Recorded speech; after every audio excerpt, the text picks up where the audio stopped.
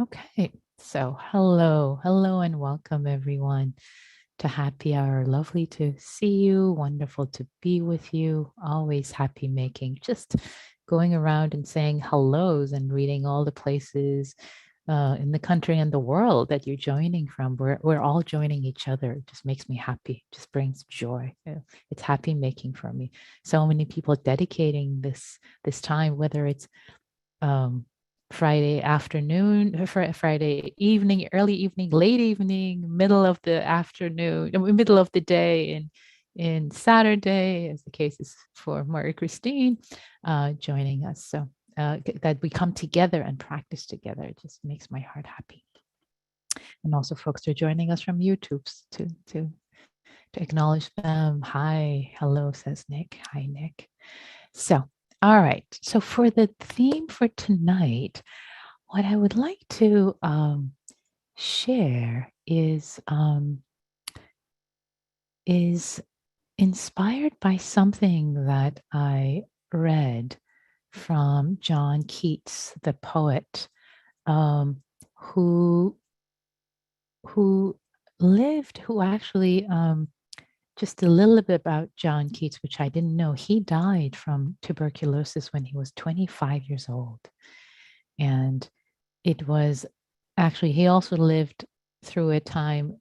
A time of pandemic. There were many people in his family who were ill, who died before him. He went through a lot of suffering, and this is from a letter. This quote that I found is from a letter that he wrote to his brother, which is so beautiful, so beautiful. So he says, "Call the world, if you please, the veil of soul making. Then you will find out the use of the world. I am speaking now in the highest terms for human nature, admitting it to be mortal, which I will take here for granted." Of course, he's talking from a particular perspective, from the Christian perspective.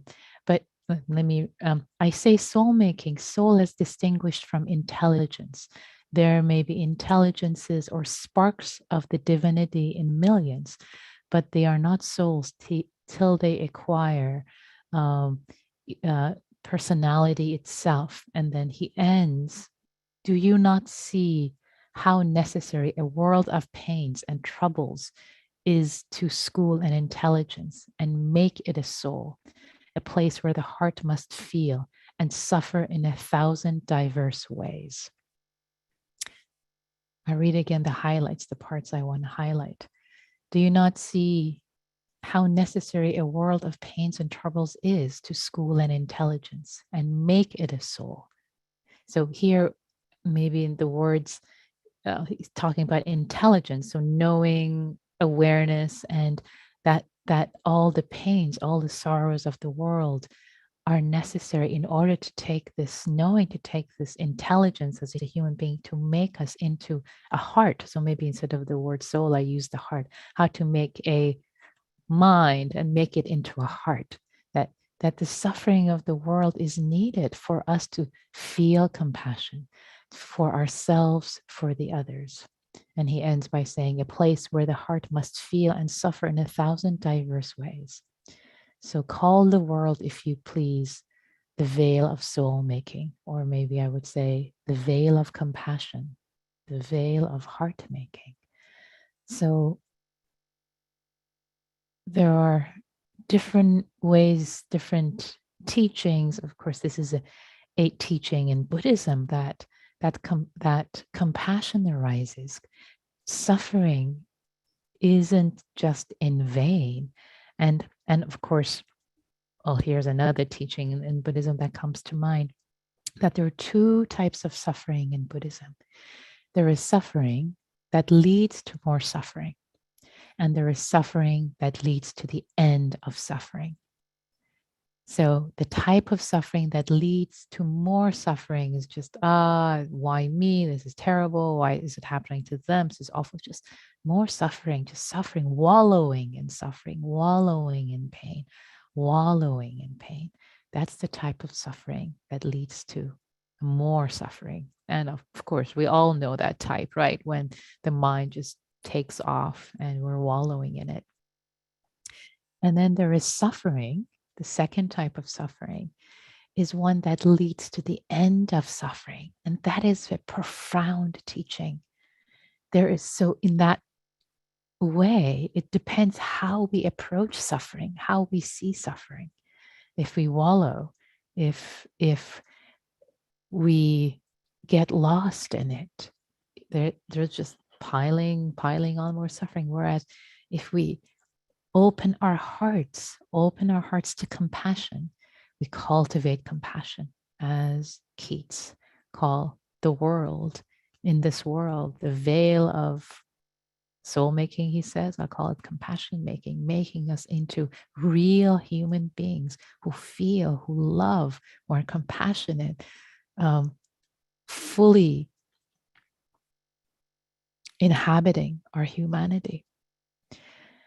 And a compassionate heart has freedom. There is freedom in compassion. There is strength in compassion. There is beauty in compassion. There is peace. There is bliss in compassion. So that the suffering, as we work with it with compassion, it can open our heart for compassion towards ourselves and others. And also, there's wisdom practices when we see the unsatisfactoriness. The suffering then can lead to seeing the three characteristics, which I have mentioned before: impermanence, unsatisfactoriness, and not self. And again, it's the end of suffering in the way that we're not impacted by it. Of course, the suffering still happens for us and others in the world, challenges, but there is, instead of saying we're not impacted by it, maybe I should say we don't wallow in it. That's what I need to say. Of course, we're impacted because our heart opens up to compassion when there is suffering. Of course, our perspective changes so that when suffering arises for ourselves or for others in the world, the automatic response is compassion, is care. And there's a stability, there is a beauty, there's a goodness in compassion. And in the bigger perspective of equanimity, holding it all spaciously, very, very spaciously, very spaciously, as comings and goings. Again, we are impacted, and yet we don't wallow. We don't wallow in it. Our perspective doesn't become limited to just the suffering. We don't just identify with the suffering for ourselves and others. Okay, that was a longer Dharmet than I intended to give, but that's the framing for tonight, dear friends. Let's practice together. Let's land. Let's land in our seat.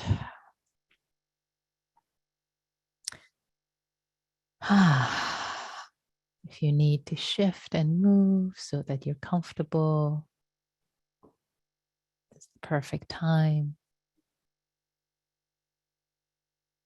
Sitting or lying down or standing. And arriving in this body.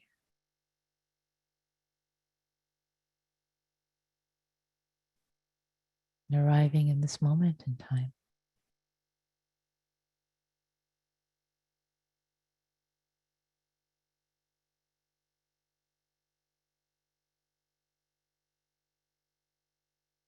And for this moment,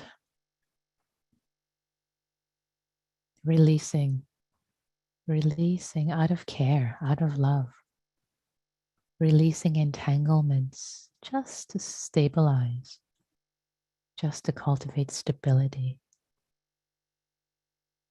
to arrive, feeling each breath in the lower abdomen. Let it be breathed on its own.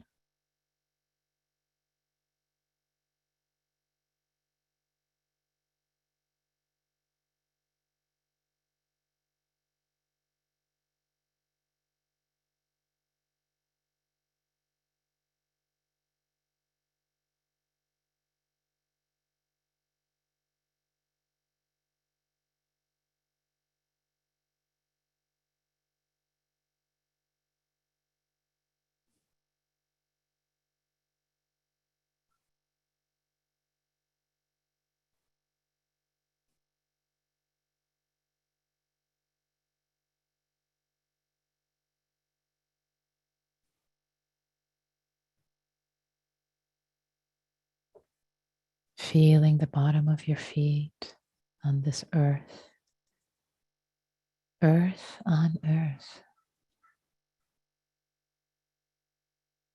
the solidity, the contact points.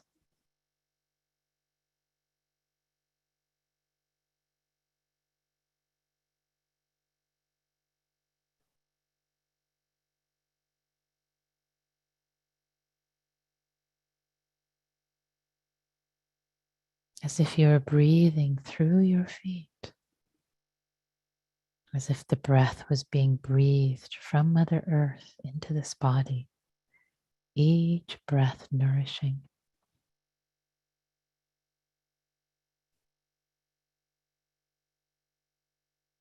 Moving up from the feet, through the legs, through the sit bones, through the belly, up through the torso.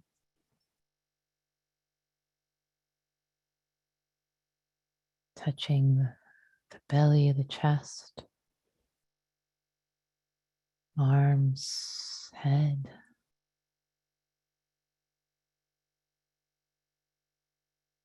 Not in an effortful way. Let it happen on its own. Connected to Mother Earth.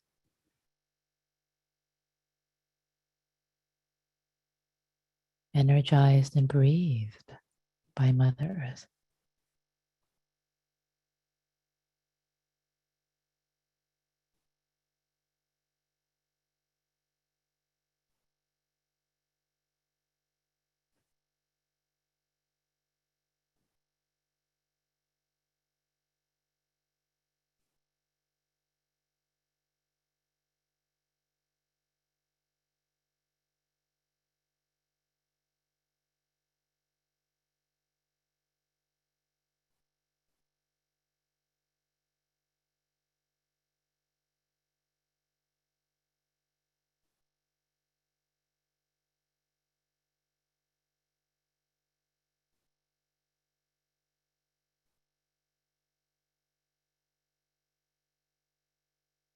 Each breath soothing, comforting, settling your body, deeply settling, and settling your heart.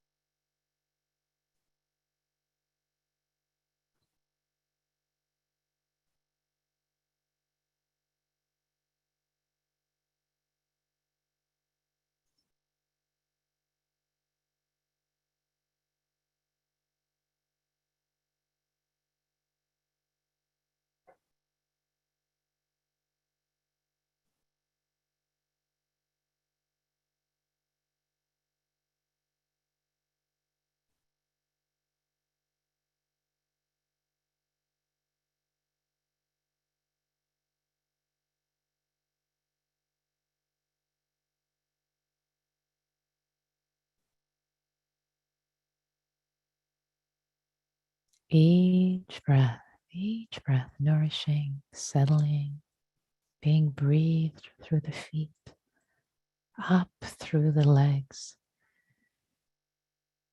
through the torso, expanding through the body, calming, nourishing, healing, stabilizing, settling the heart and mind.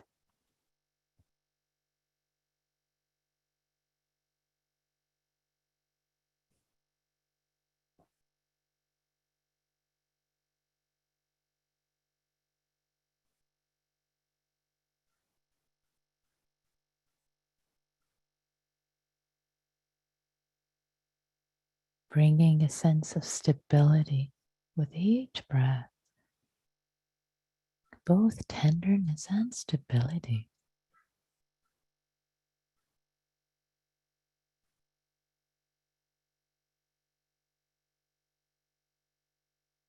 Relaxed, alert,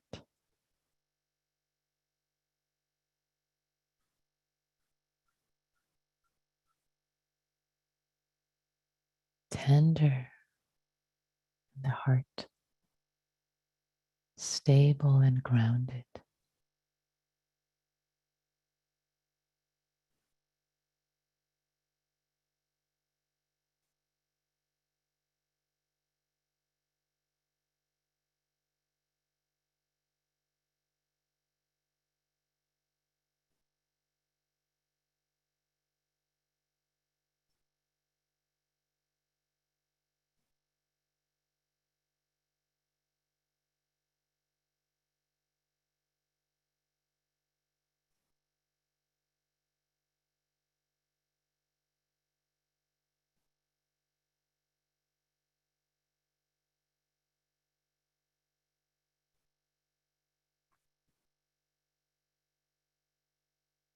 Now let us imagine, if you will, Quan-Yin, Quan-Yin, the paragon, the perfection of compassion, this being. If you're not familiar with Quan-Yin, you can imagine the Buddha, either Quan-Yin or the Buddha, whichever, whomever with you have a relationship. Imagine them.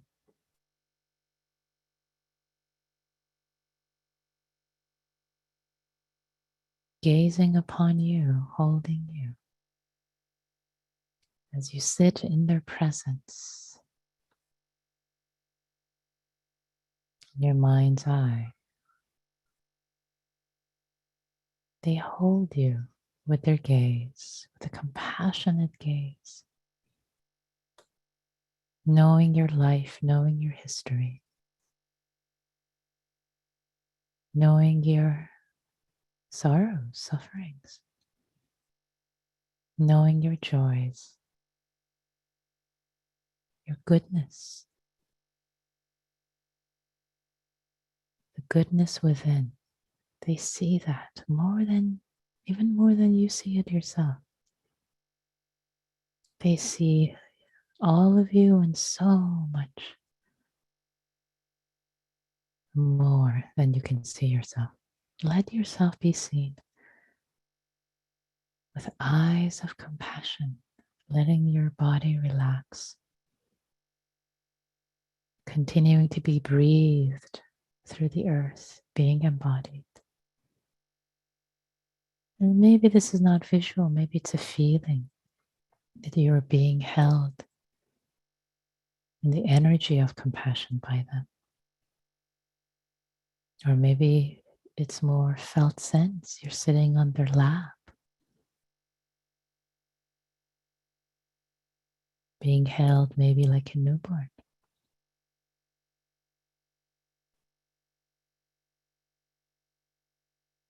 And appreciating how their compassion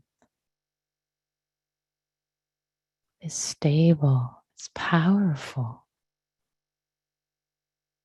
It's a soothing balm. They love, care, hold all that you are, the 10,000 joys, the 10,000 sorrows.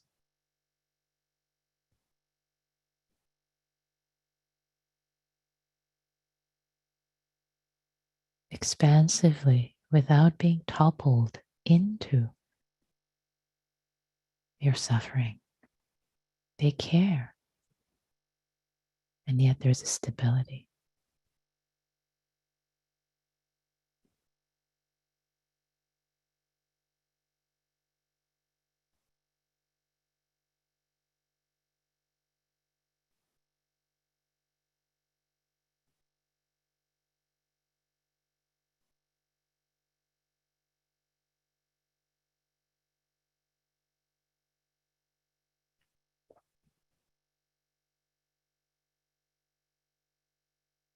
And now imagine that they so gently and lovingly sit you down and say to you, let me show you how it's done.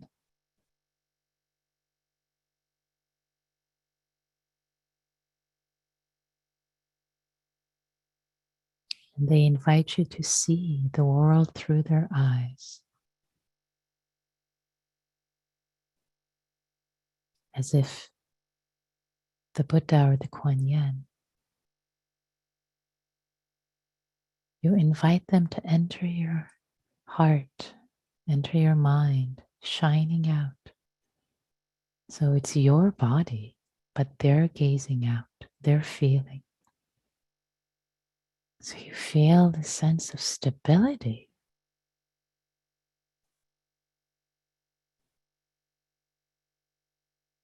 Looking through their eyes, their gaze, this unbounded compassion for yourself and for the world.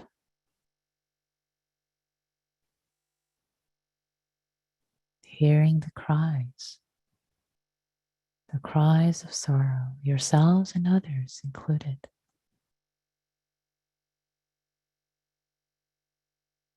Others who are suffering in war zones. And you hear the joys also.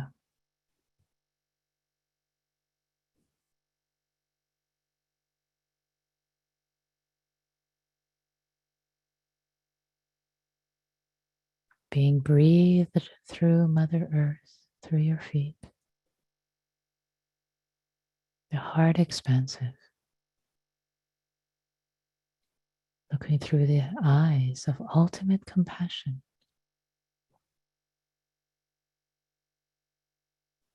Allowing yourself to be impacted, of course, impacted. You feel.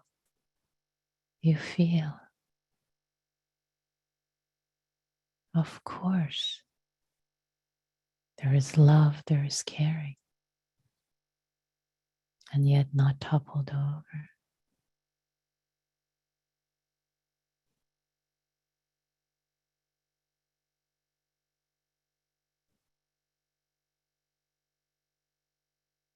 And holding the sorrows, the suffering of the world, opens your heart more to compassion, to the goodness of compassion.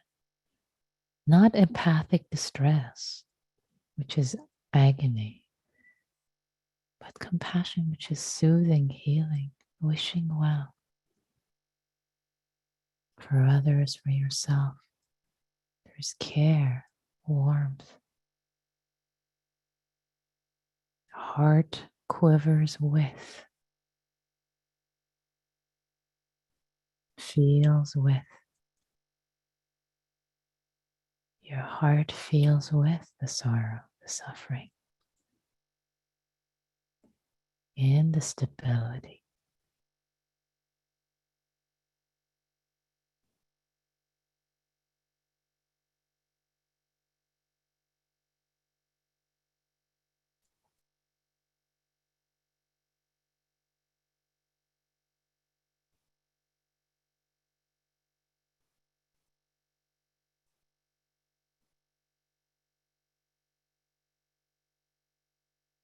The world It's the veil of compassion making.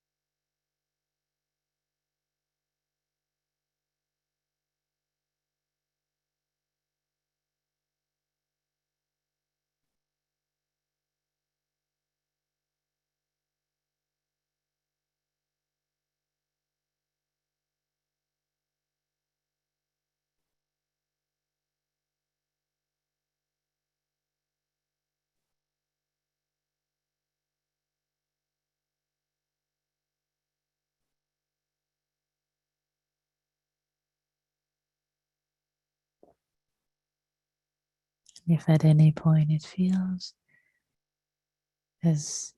overwhelming, as the Buddha and Quan-Yin is teaching you, gently, gently, let yourself be held in their compassion. You don't have to push yourself. Let yourself be held in the compassion, in care and love.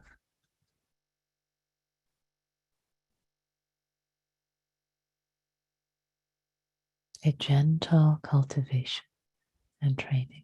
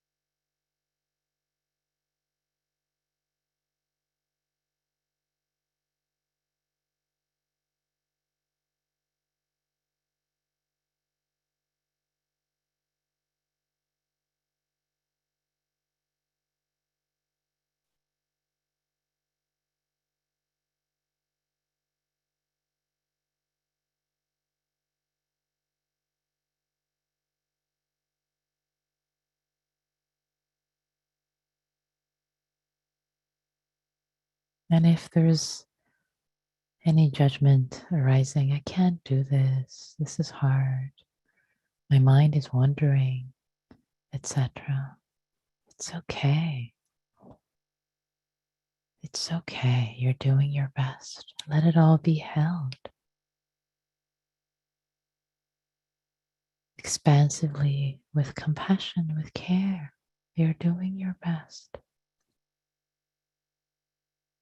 Let the judgment be held with compassion and care and love, with non-judgment.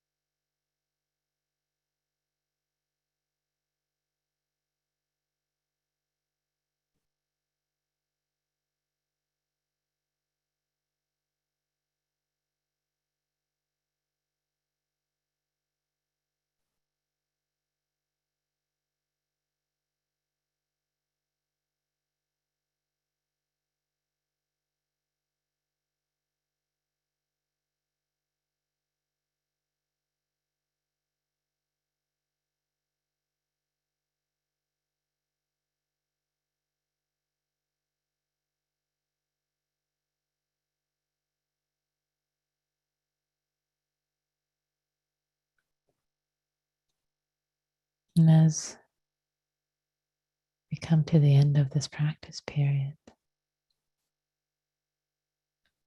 allowing your inner Quan-Yin, your inner Buddha, to hold you in however this practice period was. What it was, what it wasn't, let it be held with care, with compassion, with appreciation, letting go of any judgment. You've done your best. Offering your goodness, our goodness collectively, to all beings everywhere. May all beings everywhere be safe, have ease. May all beings everywhere, including ourselves, be free.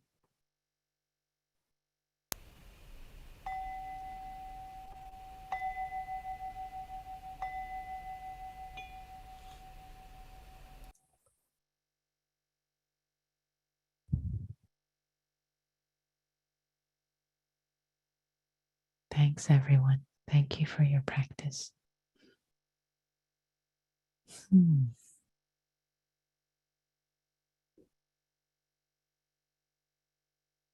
So we have a few minutes for any reflections, questions. You can type them in chat if you wish. If you type them to me privately, I won't read your name, just the reflection. You can also type them publicly or raise your hand. Any questions, comments, complaints, everything is welcome. Any aha moments, anything that you discovered.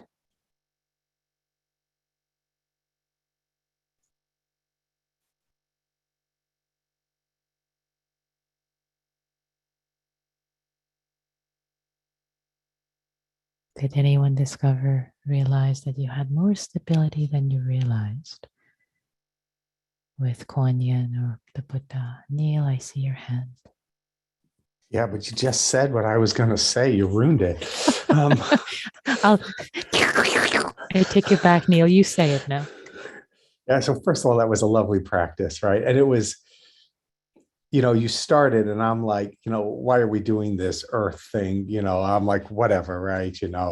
I had nothing better to do. So I went with it, and then, when we You're started, funny, Neil. I just want to say your practice report is classic Neil. I'll be playing here all week.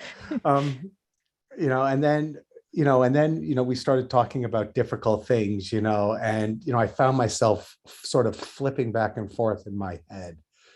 When things got difficult, I would for a breath or two, I would feel the ground inside of me, and it was, it was a very strong stance, if you will. It was very nice. Beautiful. Thank you, Neil. Strong stance. Lovely. Thank you. I'm delighted. Yes. There is method to the madness. Aurora, please. I don't know if I'll be able to articulate this, but I come from a family of people who are always trying to save, saviors, right? And I feel like I could feel in this meditation, like embodying Quan-Yin or having Quan-Yin embody me, that just how different it is to be with versus to jump in, and I think I understand that conceptually, but it was nice to feel it in a bodily way. It's a lot, if there's a coolness to it that I was really appreciating. And I feel like I could use more of this. I don't know if you have recommendations for My dear, it's available to you. It's your inner Quan-Yin, your inner Buddha is always available to you. Call them up and they show up and they embody you any moment. Yeah, there was something about that embodiment that, yeah, because when I do a metta practice, I can sometimes just get caught in the closeness of things, Right. So this is a method, right? This is a method. And as you ask, okay, how do I do this? This is available to you anytime, right? This could be your practice. This could be oh yes, there is an image of Quan-Yin. Oh, beautiful. What a gorgeous image. Thanks for sharing that. To be on my desk. Oh my God, that is so perfect. That is so perfect. Maybe at the very end, before we close, maybe we'll spotlight you and you can hold it up after we Sure. yeah, that's awesome. Thank you. That'd be lovely. Yeah. So just to say, yeah, this is another way of practice. So it's available. If it's clicked for you, use it anytime. Invite Quan-Yin. Let her enter you and just it's all skillful means. If this worked, yes, great. Skillful means. Beautiful. Thank you. Thank you. It's beautiful. Susan, please. Yeah, thank you for that practice. I guess I've been influenced mostly by the Chinese version of Quan-Yin, and she's sitting cross-legged and looking very serene and almost joyful while she's being compassionate. And then when I invited her to embody her and look out through her eyes, I remembered one of the translations of her Chinese name is the one who listens with ease to the sounds of the world. And I just felt that she's just so rooted in, the present moment of, just the wholeness of everything, or, the the emptiness side of things. Yeah. Right? Yes. She's so rooted and joyful in that, and that she's unperturbed. And there's this room for this big heart to just feel the compassion. Beautiful. Yeah. Thank you for bringing that in, and the embodiment, the ease also that you felt in her listening joyfully. It's true that the depictions are so beautiful. She's listening with ease, and also this invocation of emptiness, because she sees the emptiness, and yet she is moved. It doesn't mean like, oh, I don't care, it's all empty, it's all, it's there is the dance of just to say, just to bring this in, since we brought emptiness in. Emptiness, it doesn't mean that it's pointless or empty. The word shunyata, the empty translation as empty is kind of funny a little bit, but it's full, it's full of possibility. There's so much. It's both, it's gosh, I feel like I need to give a whole darn. No, I'm just going to leave it that I'll come back another time to this. Thanks, Susan. Thanks for bringing ease to this. I can't unpack it in just a couple of minutes. Thanks, Susan. Couple of reflections, and then we'll go into groups. Steve says, this was a new visualization, having the passionate one inside us, the compassionate one inside us, and seeing through those eyes. Where did this come from? Something to do more of and get better at. Yes, yes. So yeah, where did it? I mean, there's so many skillful means, and I've learned to these practices. Some of them I come up with on my own, or they come through me. I can't say I come up with; they come through me. And this one is inspired by something I learned. See now. I think Jack Cornfield has some version of this, maybe, I think, or someone else. So that to where that maybe this is where it came from, some version of it. And then in a private reflection, I appreciated the earth breathing us from the feet up. Usually I begin meditation beginning from the top of my head down. Yeah, all these different ways of experiencing that open up. So for the practice, small groups, I want to spend some time, as I did last time, to really set them up, because I think that helps the community practice more, better together. So as we come into groups, small groups, I invite you to speak only from your own experience, not comment on somebody else's experience, not ask them questions, and not serve as a facilitator. So only speak from your own experience for your own benefit. And you share a nugget from your own experience if you wish, or you hold silence. You can say pass, or you can, and then you pass it to the next person. Instead of a long monologue, you just share one nugget. You pass it to the next person. The next person maybe says pass, hold silence, or shares one nugget from their experience and then passes it to the next. So it goes around and around, and staying close to the integrity of your own experience, speaking for your own benefit, not educating or impressing anyone, just the sacred space, and entering the space with love, with care for yourself and others, as if three Quan-Yins are showing up, listening to each other, holding each other with care, with love. Okay, everyone, the rooms are closed. Everyone is back. And we seem to be out of time. We spent wonderful time earlier with questions and comments. So I'll finish by reading one reflection that came earlier, and that is, I imagined I was a lotus flower emerging from the mud of the earth, with Quan-Yin sending me all of her compassion. Then I could let that compassion move through and out of me. What a beautiful way to practice, as a lotus flower, being the lotus flower. Whatever works, the skillful means. So thank you all.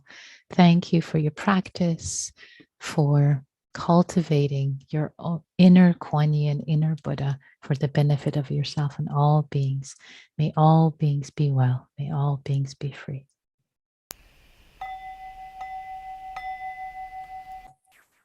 Thank you.